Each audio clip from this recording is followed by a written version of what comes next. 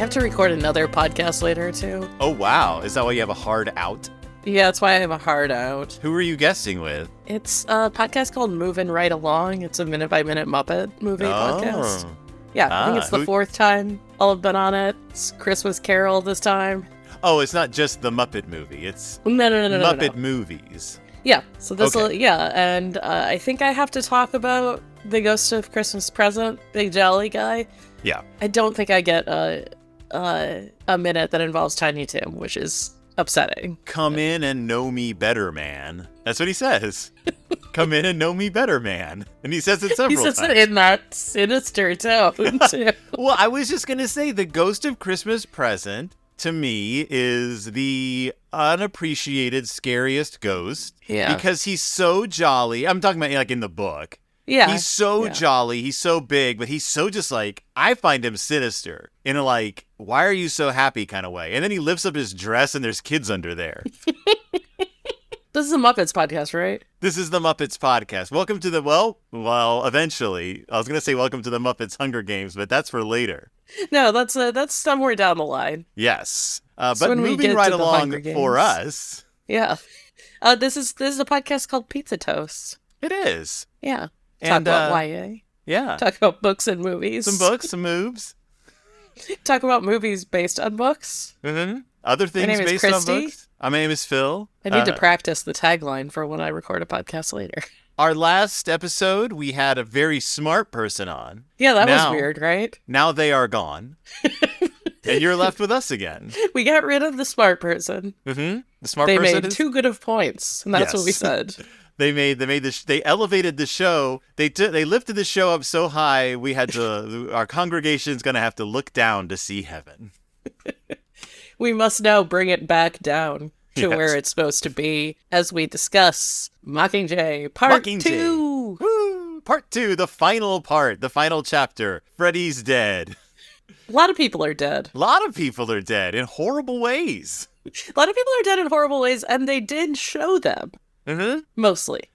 Okay, so we didn't get, like, Guy getting suspended in the air for a minute and a half while his skin slowly melted off his body. No, we didn't get any skin sloughing off, but we did get Guy suspended in the air. Yes, they hurried the process up a little bit. They were like, what if we combine the black goo with the man getting caught up in a net? Yeah. The black goo death honestly looked like something out of like an analog horror YouTube video. Yeah. It was fair. Like that fair. Distressing. Like, ugh. Yeah, this is a distressing movie. Mm-hmm. Wonder why. So the prior movie is very about like it's kind of laying the groundwork, right? Like yes. we're getting to the point where we're gonna see PETA, then PETA's gonna strangle Katniss. Then Julianne Moore is going to scare all of us. Come to find out, the ending of the first movie was originally going to be PETA gets hit over the head, blackout, credits. That was their original idea, and they were like, "That's way too dark." They were like, "That is too much to keep." So the beginning of this movie was supposed to be the end of the was like the speech. No, the end of the last movie was supposed to be the beginning of this movie with her coming to in the hospital. I'm pretty okay with how it ended up being. Yes. I like the Julianne Moore speech a lot. I like the coin, the President Coin speech a lot. Right. I do love the idea of a cut to black after that. That is really like, but it's true. That's too, it's too bleak, and it is not blockbuster. It's not blockbuster, which unfortunately neither was this movie, because this is the least successful Hunger Games movie in the entire series. That shocks me. Yeah. It's that weird thing of like, do people just not go like, I know what happens. I don't need to see the rest of it. Like, why wouldn't you go see the rest of it? Were people so thrown by the previous film? Because usually an unsuccessful movie in a franchise means they didn't like the previous movie. Right. And which is, I can't believe that's true. I mean, maybe it is. It's possible it is. But the previous film, you and I both said, like, it's the best movie to that point. And I actually do think it's the best movie, having now rewatched this one. Yeah, yeah. It's this movie's not, I mean, it's still good, but... Yeah, this movie, unfortunately, has a lot of catching up to do, just because you reintroduce Joanna, you introduce Finnick's girlfriend. You've just got a lot of moving parts. You got the cat lady. So there's a lot of stuff that they kind of have to zip through just for the sake of expediency. So we're not just sitting in the theater for 3 hours. At least they introduce League One and League Two So quickly, and they're dispatched so quickly that I forgot they were in the movie. You know who you won't forget is in this movie? Michelle Forbes. I thought you were going to say lizard men, but go on. Oh, the lizard men don't look like lizards. We'll get there. We'll get there. Michelle Forbes plays Jackson. And Yes. Michelle Forbes is, as we all know, television sci-fi royalty. She plays Ensign Rowe in Star Trek The Next Generation. And she plays Admiral Helena Kane in Battlestar Galactica, one of the single most evil characters in all of Battlestar Galactica. The remake of Battlestar Galactica. Yes, the remake of Battlestar Galactica. Not the original Battlestar Galactica. Told you about the time I was in an elevator, Yes. one of the Hunger Games elevators at Dragon Con, and I walked in and I was wearing like my Starbuck remake costume, and there was a man in there wearing like dress blues, and I was like, oh, what's that cosplay? He said, Battlestar Galactica, the original, and then we rode in silence for like 10 floors. You should have been like, oh, I mean, you could do that. You know, you could have done something from like Battlestar 85 or whatever that like spin-off series was. Battlestar Blood and Chrome, Caprica, what's that? Do people dress up like characters from Caprica? Are they like that's like people dressing up like characters from that Krypton series that nobody watched? I don't think anyone was dressed up like characters from Caprica. I've never seen somebody in a con dressed up like a character from Caprica. Yeah. I would like to. Yeah, now's your chance. I didn't even finish Caprica. No one did. Much like the Willow TV series, no one's ever going to be able to finish it. Do you want me to bring my my model of the Galactica into shot for the rest of this episode? Yeah, only if you fly it around. I mean, and I gladly would. There's so many toys in this room that I could fly around. There is a flying sky bison to my immediate left. Yeah, there's so many toys. What is it like to be in a room with so many toys, Christy? You have more. Phil has an order of magnitude more toys in his room than I have in mine, and I have a lot. I just added a neat little like staircase shelf behind me. Yeah, you had to. Just to make room for some of my toys. And I have an Alf that I have yet to open that arrived from Entertainment Earth the other day. My stupid that I ordered, I believe, in March of 2022. Oh, surprise. Yeah. Supply chain problems. Oh, okay. So yeah, the Hunger Games Mockingjay Part 2. Mockingjay Part 2. Mockingjay Part 2. You got some production facts for me? I do have some production facts for you. Lay them on me. What's fascinating about this movie is the fact that they had to start making it before they were done with the previous one. Because they knew that the special effects were going to be so intense. They were like, we just got to start doing these scenes, which is, I think, paid off. This is a great looking film. They did a lot of location shooting for this, up to and including the mysterious. Whereas I have there's this article that I pulled up that I was fascinated by. It's called nope, not that one. Nope, not that one. Where is it? Here it is. It's called Why an Underpass in Berlin is Hollywood's Biggest Breakout Star. From the Bourne Supremacy to Atomic Blonde, the Messedam subway has starred in 6 blockbusters over the last 13 years, and it is the subway with the orange pillars where they're running through. All you had to say was the Bourne Supremacy. Yeah. I was like, oh yeah, that.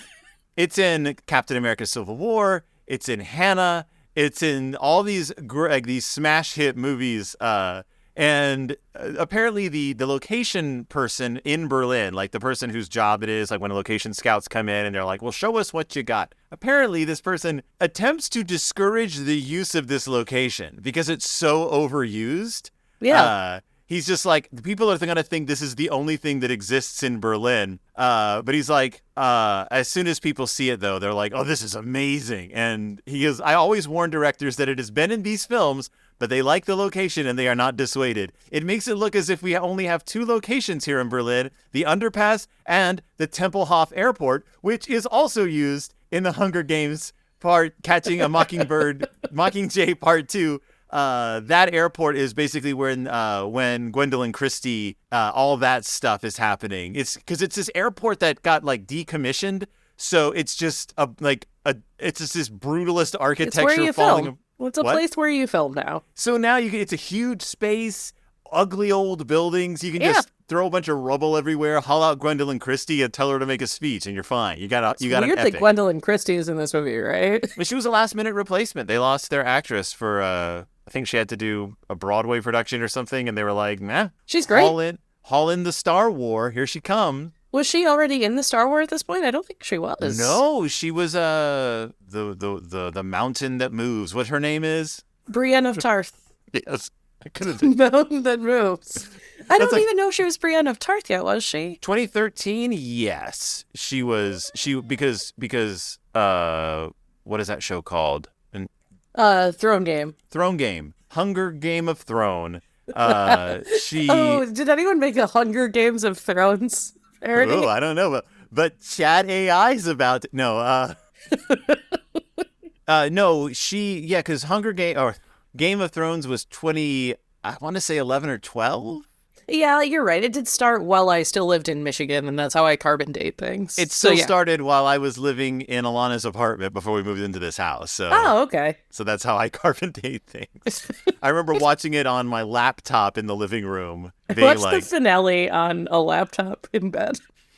I watched the first 6 episodes, and I was like, I know how this is going to go. It's what it deserved. I saw the whole series. Gwendolyn Christie is in this movie. Yes. So, this is a very location heavy movie, and it looks good. Yes, it does. Oh, turns out when you shoot on location and just augment it with CGI, it looks pretty good. Yeah.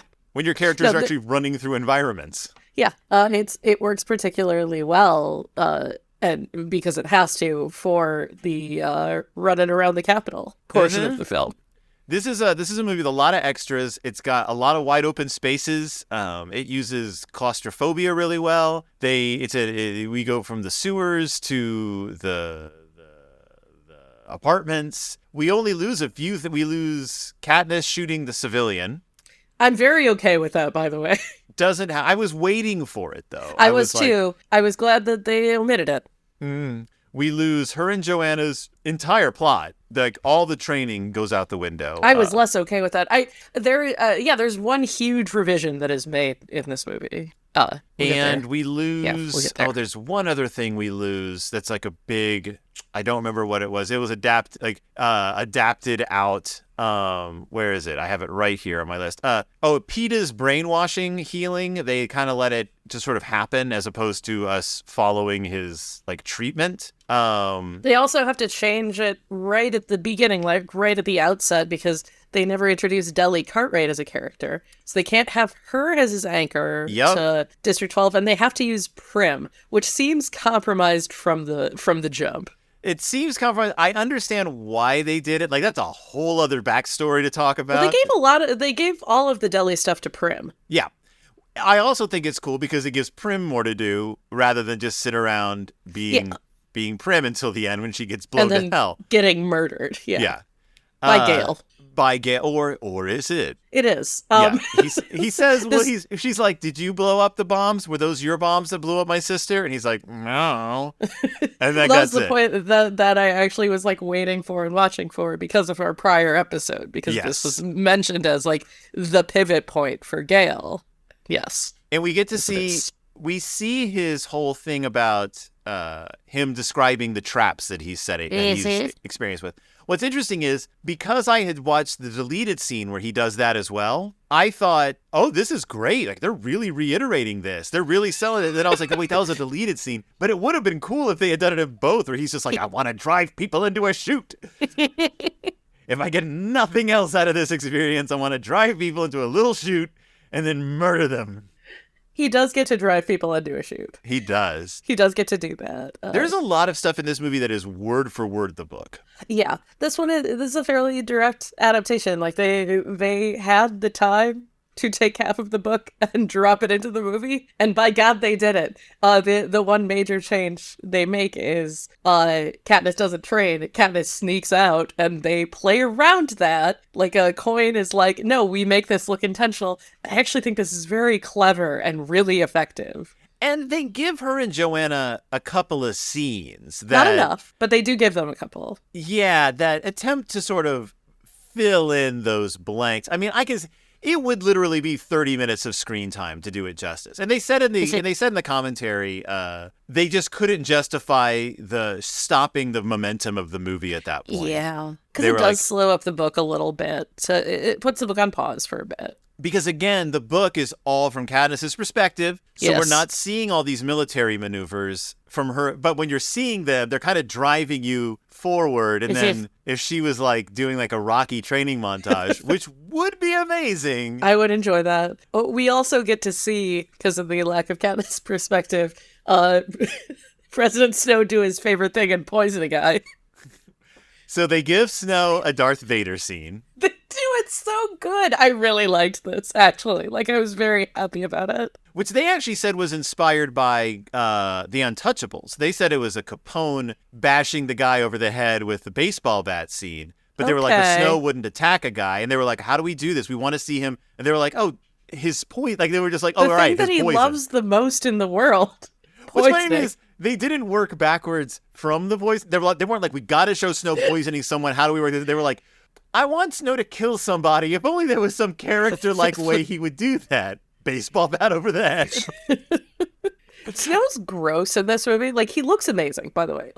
Donald Sutherland has never looked better than he does in this movie. Except at one point, he opens his mouth too wide, and you do see it fill with blood. You do see it fill with blood. You do see him passed out in his own mouth blood a couple of times. Pretty cool. Yeah. This apparently keeps happening to him. He's like, the feebleness of the old man. Right. It's because every time he would poison someone, he would, like, lick his fingers. You know, why does he ingest so much poison? He doesn't have to do that. I was going to say, like, I think you can be a poisoner and not eat a lot of poison. Like, you can be... Sam Malone tended bar at Cheers, and he never had a drink. This man is doing it for love of the game, and he loves the taste of poison. I just gotta test a little bit. It's a little for Papa. Here we go. I'm going to regret this. Oh, I can't wait for you to read his origin story. I knew you were going to say that. I knew you were going to say that. So excited. Anyway, yeah. So this movie, anything else you have to tell me about it before we talk about it? I believe the first thing they filmed, the first thing they filmed was, again, something super awkward. I don't remember what it was, but the last thing they filmed was the final scene, was the epilogue. And they filmed that, I believe, almost a year after filming wrapped. Well, that's good because they don't look, like, they look normal. The children, they look normal. And I think it's because they had to wait for that baby because those kids are all Jennifer Lawrence's relatives. They're all her nieces and nephews, I think. And also PETA had to wear a wig in that scene because his hair was brown again. Of course it was. The little boy he's playing with only wanted to pick things up off the ground and throw them at him. Because they were like, he was a bit of a handful. So that shot you see of him and the boy, like, being, like, genuine and affectionate with each other, like, it took all day to get that shot because that boy was a real piece of work. And they're like, and the baby wouldn't startle to wake up. So they were, like, clapping their hands and, like, like, trying to make the baby startle. That's really good. And the baby's mom, the kid's mom, was just off camera taking pictures for Instagram. That's or adorable. whatever social media was going on at the time. This is not relevant. Can we talk about how the finale of The Last of Us, they used actual infants? You can tell they're real because they're disgusting looking. I don't know how they pull off some of the stuff they pull off in The Last of Us. The finale is breathtaking, a revelation. People hated it. Yeah, do people hate it and they haven't played the game? Like, they didn't know? Like, they didn't know, did they? I think and without spoiling anything for anyone who hasn't seen the end of The Last of Us, I think it's because what works in the game comes across as, for some people, I think came across as a little too, like, effortless on his part. Like... in the TV show, like you're finally doing like the duck and fire and the massacre a bunch of people thing that you do throughout the entire game. Yeah. But now you're doing it, and it's just like, well, where'd all this come from? Like, we know he's a good fighter, but this is something else. I'm just so glad we can resurrect the debate of whether the decision he makes at the end was right or not. I'm just so glad we can talk about it again. But where do they go from here? That's my question. I say family-friendly spinoff. I say the next game, the one people virulently hate. Last of Us 2? Yeah, 10%. I think people 10% of people hate that game. It's a perfect game. Yeah, I think people came around on Last of Us 2 after they got over the initial shock. A lot of people don't like the co-lead because she's not hot. And that is a problem. And I do think we need to address that. But I'm sure it'll be. Is this season 2 going to be like, we're aging them up? Well, they're gonna have to. Okay, so for one thing, Bella Ramsey is probably going to look like 6 years older in a year, right? Because she's still growing. Yeah. So I think that's fine. I mean, she's 20. She's a little right. I keep thinking she's an adolescent because she's so low. She is a 20-year-old in a chest binder. She has talked about that quite a bit. Maybe they'll let her not wear the binder. No, she wants to wear the binder for gender reasons. Gender reasons. Yeah, and I know that she goes by they and she. Yeah. She, they, I think. She said that she said in interviews that she sometimes she wore the chest binder, sometimes she didn't for comfort reason. I thought she was wearing, because it's clear she's wearing at least a sports bra like the entire time, because I'm like, I mean, you can see it through her shirt. And I was like, is that a character choice? Is that a Dorothy and the Wizard of Oz choice? Is it like Bella Ramsey's 20 years old and they need her to look like a 14-year-old choice? Because she looks like a child. She has child face. She looks really young. And now that you remind me, she's not going to look that much older. They can't recast her. She has to be that character. No. I don't believe that he's as old as he's supposed to be. He's not. No, I know that, but I don't believe it either. Like, he doesn't look. They didn't try to rough him up at all. He just looks a little hotter than he usually does. Like, he looks like a high schooler when they have to play an old man, and they just put a lot of gray in their hair. The thing is, he's one of the best looking people, and it's crazy that you're able to respect him as an actor. He's not one of the best looking people. He's one of the best people. Oh, that's it. Yeah, no, you're both things. He strikes me as a genuinely kind human being. Everyone says he is. Yeah. Somebody I know worked with him and said he was really just like a very normal dude. I've watched the Vanity Fair lie detector thing with him 3 times. I just keep making people watch it. He and Bella Ramsey honestly strike me as just 2 very nice, genuine people. As much as people who are that famous can't. Well, they're British, so that's different. Or she's British. She's British. He's Chilean. He's Chilean. I believe that British people can be like normal people if they're very famous. I assume that Chilean people can as well. Americans can't. If you're famous American, you're on another plane. You know who's like a really nice dude? Really? Who? Oscar Isaac. I'd buy it. Yeah, super nice Speaking of, just watched The Bourne Legacy, starring our boy Oscar Isaac in a great role. In a fisherman's sweater. I really love that scene. Because, I love that the way of introducing the idea that there are many Bournes to you is look at this other devastatingly handsome man. He's hanging out in a cabin by himself. Uh-oh, here's another one. Are they gonna I was so upset that it was not a buddy film between the two of them. It's a huge bummer that he dies as quickly as he does. It sets up that they're going to be buds, grudgingly getting together. I love that they eat soup together. It's really adorable. I love watching Oscar Isaac in anything. And when I didn't know he was in it, and then he shows up, and it's a fun surprise. I was like, it's him. It's the guy. This is going to be a great movie. And then he died, but still a great movie. Still a great movie, Bourne Legacy. Yeah, Riz Ahmed. Mm-hmm. Yeah. Riz Ahmed being a tech guy. I really love that movie. That one does feel like it feels very jarringly like the year that it was made. But that's okay. Yeah. How many times has Riz Ahmed played a tech guy? A lot. A lot. It's and one of his go-to things. Such a distinct voice. Yeah. It's amazing. Anyway, Hunger Games, Mockingjay, Part 2. Cut out all of that. Absolutely not. It's too much work. Oh my God. Riz Ahmed. I said something about how I wanted the 2 Bourne, so you have to cut that part. Nope. Okay, it's fine. I'm It's gonna fine. make it louder and put reverb behind it. Oh, So Philip Seymour Hoffman had died yes, he had. before this movie was done being filmed. They gave one Mhm. of his scenes to Haymitch, turned his monologue into a letter that Haymitch reads. I really like this choice Yeah. because I think there is a certain degree of you are aware that that's what happened. Like, you know that. But I'm just so glad they didn't try to manipulate his voice in some way. And it comes across like it's such a nice, almost tribute to him to still give him that much screen time after he's passed away and can't actually have it. Like, And I'm glad we were able to have the reaction shots at the end. Mhm. Like, enough. They said there's only 2 scenes that he was supposed to film that they reworked.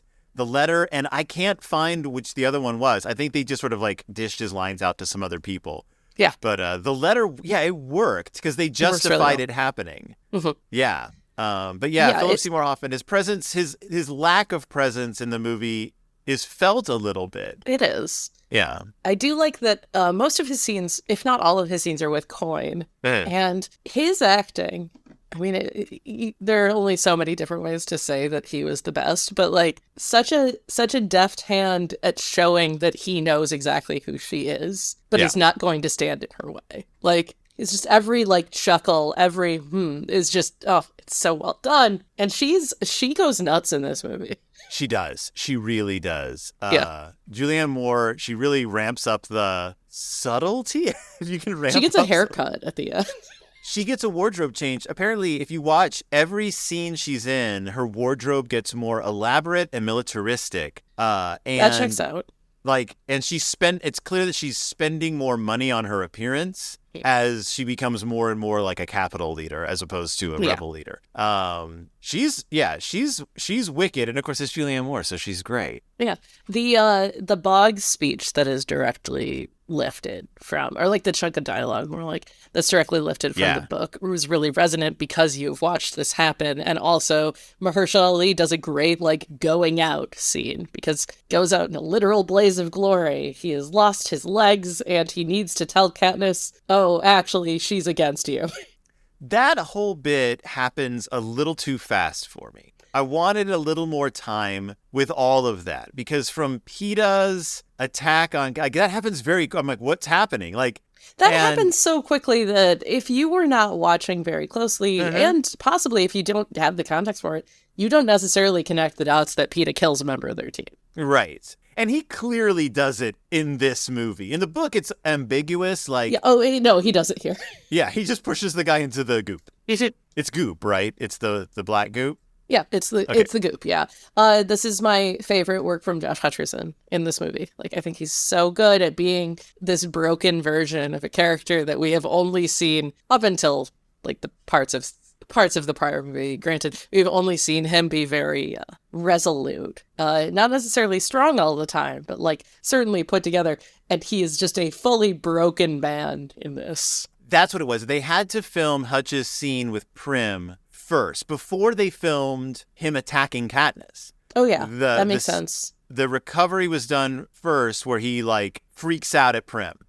And they said that Hutch was so frightened of doing that scene because he'd never played a character like this. He's never played a character who was out of like, he's played so many roles. He's never played like that angry, that violent, that just unhinged, and he didn't know if he could do it. He was very worried, and they were just like, he just did amazing. And of course, he was CG'd skinny again. Yeah, he's very skinny looking at this point. Oh, he's just, it is impossible for Josh Hutcherson to be cast as anything that is not just a good boy. So it's great that he gets to do work here that is decidedly not good boy. He does not get locked in a closet for as long of the movie as I would like.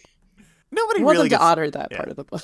They leave out some stuff in their little journey that I can see why. I mean, because this isn't a TV series, and I think they sell it well, mostly because Hutch is such a good actor in this. He's really, really good. The movie is, I mean, it's pretty pound for pound for the most part, exactly the same as the back half of the book. Like, this is not, like, there's nothing new we can really tell you that happens in this minus the editorial changes that have been made. Yes. Which is, I think that's why I had a harder time paying attention to this one. The first one I was all in on because they altered enough and they added enough around the edges to flesh out the story that I was like, ooh, this is a whole new ball game. This, I was like, I've been to this ball game and I know who wins. It's Katniss Everdeen, the girl on fire. Katniss wins. Katniss does not go into solitary confinement. That's a big win for her in this. The character of the Doctor is not in this. Yeah. Who's like her bud. Yeah. But you know who is in this? Buttercup. And you know what happens to Buttercup? He gets hollered at. How did he get there? It's my first question. Uh-huh. And why do we have to say? I actually know. Like I think this is cinematic gold. This is very good. Katniss is upset. Mm-hmm. She has good reasons to be upset. Mm-hmm. She's coming back to her house in District 12. The dang cat is there, just like sitting on the counter, smug as you please, and she screams at the cat about how Prim isn't coming home. She's never coming home. And as you said, no cat would ever just like sit there through this. But that cat is like stock still. It's because Katniss needs to yell at somebody, and you know who's there? The cat. The cat's there. Now, in case you're worried, she did not throw the cup at the cat. I figured no. There was no cat there. They CGI'd, they composited two scenes together. There was never a cat there until she picked it up because they had to have a second unit director shoot all the cat stuff because apparently, like the bratty kid who kept trying to hit Hutch, the cat took all day to film just to get like those few reaction shots. Do they know there are cats that act? Like there are cats that are trained. I think they had like the perfect looking cat. Yeah. And they're like, nothing else looks like this cat, which apparently was a stray because its ear is clipped in a certain way that I guess vets clip strays' ears. Yeah. Or people who do TNR, trap meter release, they clip the ear like that. I have friends who have like former street cats who have that. Yeah. So I guess they still do that in District 13. Good. It's good that they have a TNR program. Yeah, it's the one thing they have from the old days. No, but so they composite that together. But that scene with her freaking out at the cat, they did in one take because they were just like, this is like, they were just like, this is perfect. Like they said that they were all way back, far away so that J-Law could lose her cool and that they were all crying behind their monitors, and they were like, we don't need to do anything else. The other thing they used, the scene where he's like, give me one good reason why I shouldn't kill you. And she's like, I can't. And then she has like a monologue, which I honestly kind of wish they'd cut. I wish it had just ended with I can't, and then he had lowered, because she does such a great job selling that I can't. Yeah. I was like, she didn't need to go into it. That was enough. Like, I would have been like, oh, dip. That was good for me. She has to do the whole, we're all Snow's puppets here. But yeah. But if you look at the scene, it's a shot reverse shot over their shoulders. And when it's over her shoulder, her face is like brightly lit. But when she's looking at the guy, her face is half in shadow, which looks cool. But the director of photography was like, we have to do this again because they didn't hit their marks and they're not in the light. And the director was like, this is really good. We're just going to keep it. And so they're like, all right. But the DP wasn't happy, but he was like, I definitely didn't notice. DP is like, I understand the frustration over that. It looks really good. It does. And she's, I mean, as much as I think the scene is unnecessary, I don't know if I mentioned this last time. Someone on Facebook was going off about how she's never given a good performance. Yeah, you did. I think you might have mentioned it to me privately, but I'm not sure. And I'm just like watching this movie and I'm like, whether you like The Hunger Games or not, think it's a worthy story or not, you cannot accuse Jennifer Lawrence of not giving it her literal all. The thing is, she usually gives a good performance. Yeah. It's sort of what she does. And she's very good in this. I actually think this might also be my favorite of Liam Hemsworth in this movie. I'm just not familiar enough with his work, his oeuvre. Oh, I mean just among these movies. I think this is the best I he see. does. Not including Red Dawn 2 wish or they had whatever cut the Edward Jacob conversation where she's listening. Oh, when they're talking about how she's going to pick who she would survive with. Because it just doesn't feel like it needs to be there in the same way I do not care for it being in the book. But right. It is what it is. It is what it is. It gives them a moment together. They get to act a little, and they never interact otherwise. Like, I remember... Yeah. There's a time in the books, one of my favorite Gale and Katniss conversations is when he says it would be a lot easier if he could hate Peeta. And we never really see them interact in a way that you could like you can feel that until that moment. Like, Yeah, yeah. because they It seem is almost like they're like convivial. They're buddies. Yeah. right, because in the books you at least get the whole thing of like, well, of course we all know who each other are. Like we know each other because we all live in this little town. But you don't get that in the movies. We should have had them like immediately do a really fast just flashback of them growing up together, like playing ball in the street. That thing where you have the hoop with the stick, the ball in the cup, just a bunch of street Like games. horseshoes. Playing horseshoes, a little shuffleboard. Oh, just all of the parlor games that we love so much. Crazy Ethel or whatever her name is, the woman who worked in the like she's like dandling them both on her Greasy knees. say. Yes. She has them both on her knees, like bouncing them up and down, like, my boys. Did you know that the consoles in District 13 were the same consoles used in Apollo 13 in 1995? I They didn't were in know that. storage. They brought them out for this movie. Then they reused them in Hidden Figures, again, as a control center. That makes sense. And apparently, if you were on the Hidden Figures set, they still said Pan Am on them and property of Capital District Defense Forces. Yay. So Hidden Figures, I mean, I guess this is true anyway, but Hidden Figures and the Hunger Games are set in the same universe. I mean, I guess they Kind are of set in the true. same universe Yeah, I mean, because it takes place in American history. So Yeah. I guess it did happen. just at very different times. Yeah. Right. But Katniss, you could have a scene where Katniss is like, I was just reading about the Hidden Figures.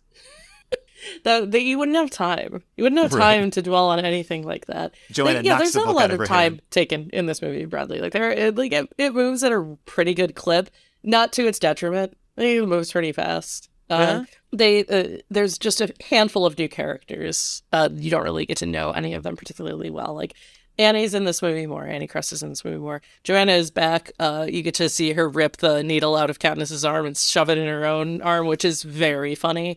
Yeah. And you have this 1 second where it's like, oh, I wish they had had time to play with this relationship more, but Right. Jenna didn't. Malone, I know I mentioned this to you off mic. I laughed a lot then. I will laugh again now. So Jenna Malone isn't in the movie very much, and they knew that she wasn't going to be in the movie very much, but she still needed to have a shave-ed head. Yes. And the director and the producer were like, we don't want Jenna Malone to have to shave her head, but we also don't want her to wear a bald cap because bald caps look terrible. True. So what they did is they put her in a bald cap.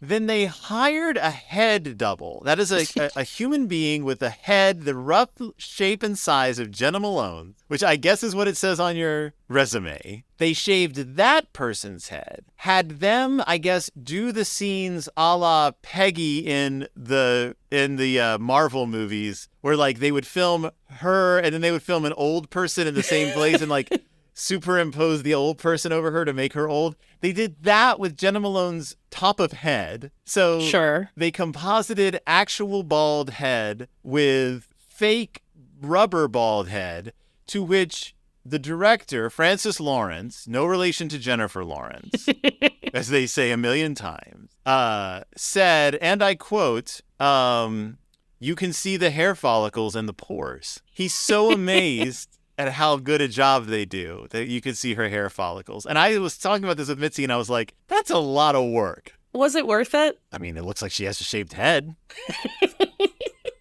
I mean, I guess. You could have fooled me. Yeah, I mean, I wouldn't have questioned it. Yeah. Like, when I find out that, like, in Wizard of Oz, bring in Wizard of Oz again. In Wizard of Oz, they're like, we had to take a pantyhose and fill it with a thing, and there was, like, this thing that spun around, and we had to string the pan. It was, like, this huge contraption just to get the one shot of the twister in the background. To me, I'm like, yes, like, that's special effects. And this one, it's like, we didn't want to ask Jenna Malone to shave her head. I'm like, you know what? You put PETA in a wig in the very end. Like, just put her in a wig. Maybe it's a week or so later, and so her hair's growing out a little bit. Can we talk about the end? Can we talk about the end for a second? Talk about what you like. I would have been so much happier if they just didn't do the epilogue. Just ended like with the two her. of them in bed, and he says, "You love me, real or not real." This is real. They cut the blank. I'd be much happier. I like her whole thing about how she goes through the people, all the good things that have happened. And I like, as cheesy as it is, I like the last line. I like the whole, like, people play all kinds of games, but I don't want to play those games, baby. I like it actually better here than I like it in the book. In part because I don't have to read the line. It took PETA like 15 years to convince me to have kids. Like, because I don't have to read that. That makes it a lot easier for me. I think it's Every a real line in night, the book. Yeah. every night, he's just like, tonight, tonight. I'm paraphrasing, but there is a line where she's like, it took him so many years to convince me to have children. It's like, Yeah. I wonder why. No, I like this better. I just, it's so bright. It's such a bright shot.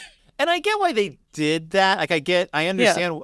Oh, the reason they had to wait so long to do it is because when they were going to film it in Georgia, the weather was bad. Like, it was like a super gloomy winter or something. And they were like, well, you just reminded me of that. Because, yeah, they were like, oh, it's Georgia. It's got to be beautiful and bright all the time. No, turns out it rains in the South. Yeah, she's wearing a yellow dress. She looks very smooth. She does. She looks like airbrushed in a way that she never does in the movies, even though like she does look consistently stunning. Oh, also this movie has some of my favorite costume design of the whole series. Yes. They're very cool Henleys they all wear that are like the placket is like slightly off center. Really good look. You get to like Finnick's wearing it and he looks really dapper. Gale's army fatigues that are not fatigues that are just like a lot of leather and black, really good. Good stuff all around. We get to see Haymitch kiss Elizabeth Banks. I was in. We get to see that, but we don't get to see Katniss kiss PETA. No. They don't. They purposefully withheld a Katniss PETA kiss. They're like, we don't want to give people that. They're like, we're not going to give them that. But that apparently Elizabeth Banks and Woody Harrelson approached them with the kiss. We're like, we want a kiss at the end. And they were like, go for it. Also, apparently, I keep reading this. Jennifer Lawrence would chew on garlic and tuna before all of her kissing scenes with Gale to make it uncomfortable. And I was like, why don't just act it? Like, no, why? It's way funnier that she did that than That's vile. Like, it's so mean. It's mean. Also, I'm not a pranks person either. I'm just like, don't. Jennifer Lawrence strikes me as an extremely pranks person. I mean, we knew that she and Woody Harrelson, man, all over that. So that's an IMDb trivia. The kiss is really nice. Yeah, it's also it doesn't linger too long or anything, but it really sneaks up on you. Like he kisses Effie on the cheek and then he goes for the mouth and she's in. She's in. She did, and she reciprocates. It's very good. It's nice to see like two adults interacting. In this. That's what it is. Yeah. It's adults acting like adults. It's a very adult kiss. Not like sexual. Like it looks like two adults who probably slept together a few times. Probably. Know they don't have a future together, but respect each other and like each other. Like giving each other a kiss goodbye, but like a real kiss goodbye. It's real.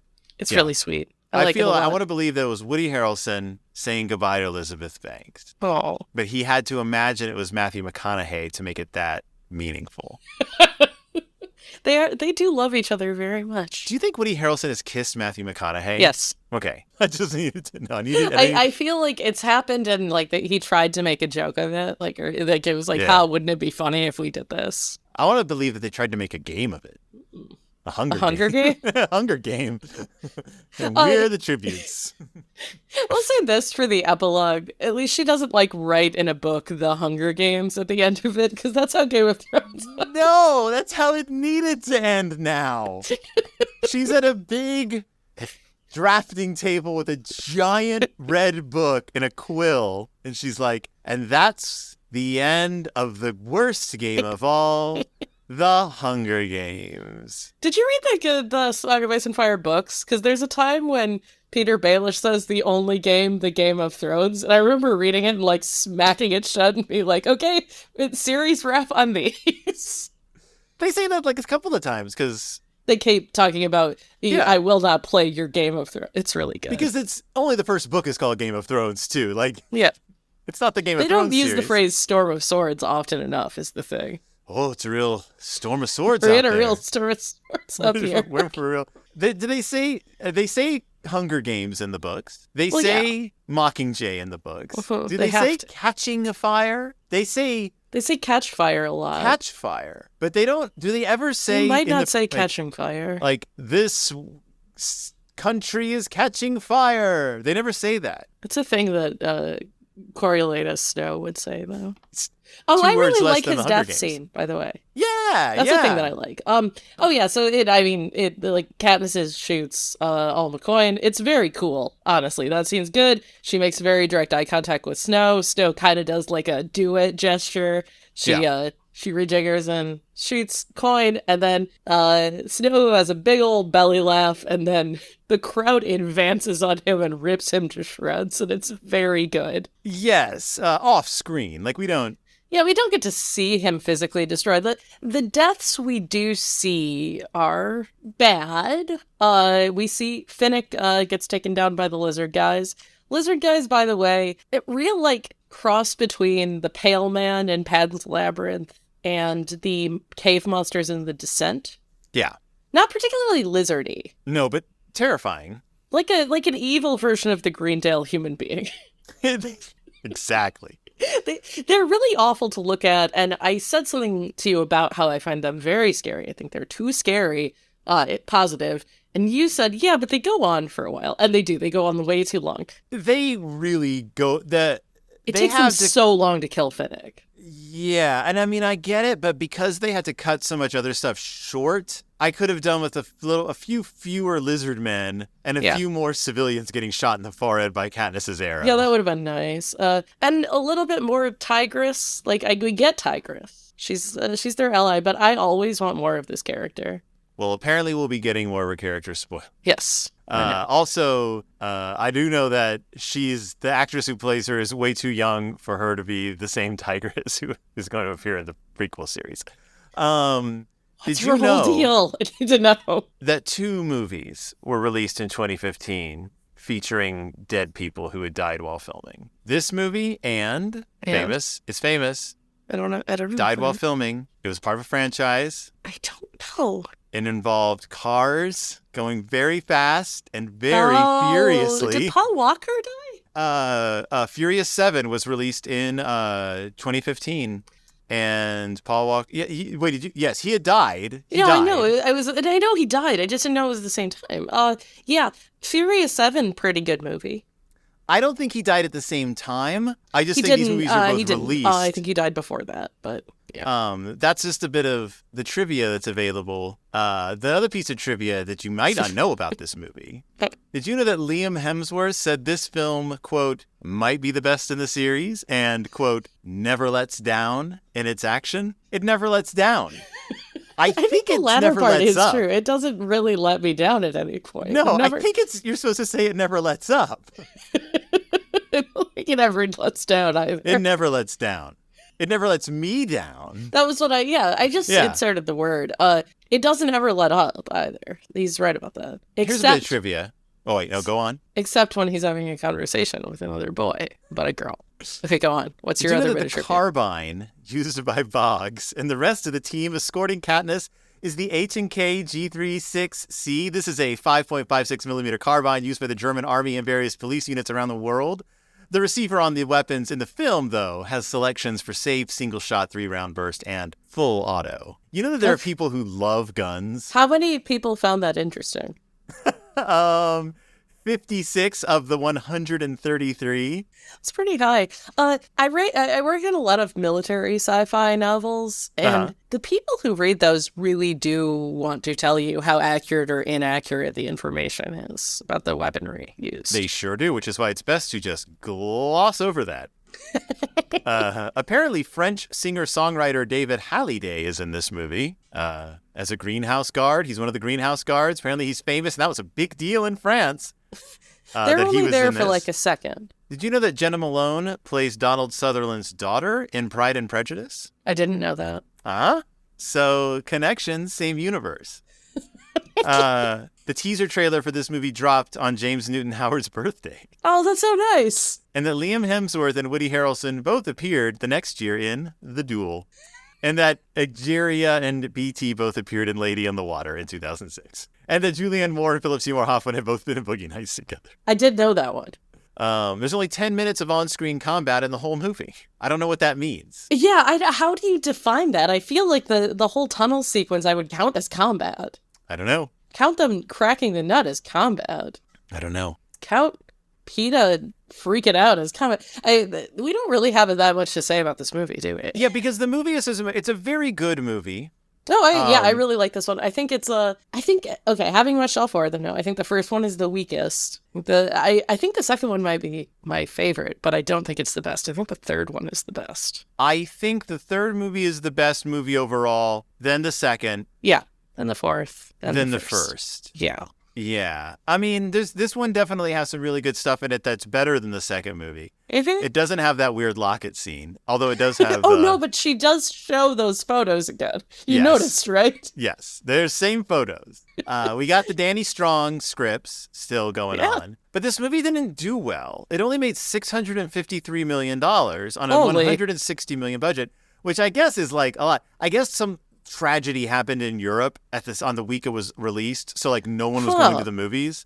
Okay. And it disrupted a lot of things, but I also just think that the problem with releasing this a year later was each year Hunger Games Mania died a little bit more. They really shouldn't have delayed this one more than 6 months. Yeah. This is also, like, as a fan, really irritating to have to wait a year between the two. And that's always the case for these, like, part 1, part 2 movies. Like, it's mostly grating because you know the other one is all done. Yes. And why not just throw that at us a few months later? But is that what they're going to do with Mission Impossible? They're going to space out Dead Reckoning so much, aren't they? I don't think so. I think that they try to get movies in and out of theaters so fast these days. Tommy C knows what the people want. He does. They want Scientology. Well, yeah. That's it. They want Scientology and they want to watch him breaking his ankle in a scene. Mm-hmm. They want to watch a 60-year-old man hanging off a thing. Anybody who doesn't know that his ankle breaks on screen in Mission Impossible 5, people love finding that out when I tell them.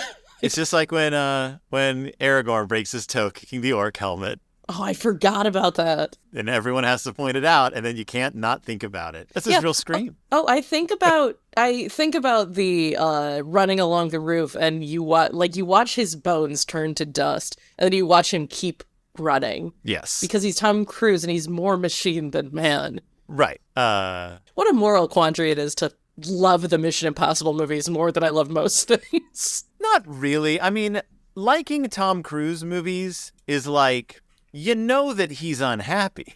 So it makes it okay. Like, you know that his brain doesn't work right. So it kind of makes it all right. He has hurt a lot of people, though. And Nicole Kidman's not allowed to see her children. So that's bad. But we are looking forward to more Benji.